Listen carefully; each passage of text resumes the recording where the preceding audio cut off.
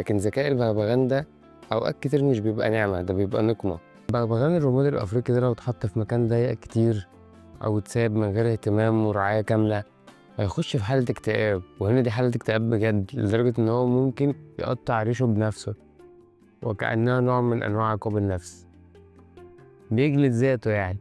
ده غير إن ممكن يسبب مشاكل كتير. عندك في أمريكا مثلا هنلاقي إن في عيلة اتخانقت بسبب بغبغان. هتقولي طب ليه، هو ماله؟ اللي حصل كان زوج وزوجة عايشين في بيت واحد وعندهم البغبغان. كل يوم الزوجة تصحى على شتيمة جوزها: يا بنت الكذا يا بنت الكذا، عايزين نفطر، عايزين ناكل، عايزين نشرب. فهي ما قدرتش تستحمل العيشة دي، قالت له أنا مش هينفع كل يوم أصحى على شتيمة وتهزيق كده. قال لها أنا يا بنتي أنا ما بعملش حاجة من الكلام ده. وتاري في الآخر إن اللي بيعمل كل الكلام ده ببغبغان كل يوم الصبح خرب بيوت والله.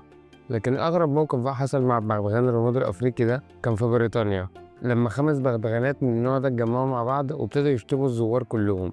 تخيل كل واحد بقى يخش يسمع شتيمته بودنه، ما يعرفش يتكلم ولا هياخد حقه من مين، بغبغان. لدرجة إن إدارة الحديقة دي قررت تعزل ال5 بغبغانات دول عن باقي الطيور، مش خوفا على الطيور، لأ خوفا على الناس اللي بيتهزقوا من غير ذنب. يعني بتدفع فلوس وبتتهزق. وهنا نوصل إن البغبغان الرمادي ده مش مجرد طير من الطيور، لأ ده عقل بيفكر بيتكلم.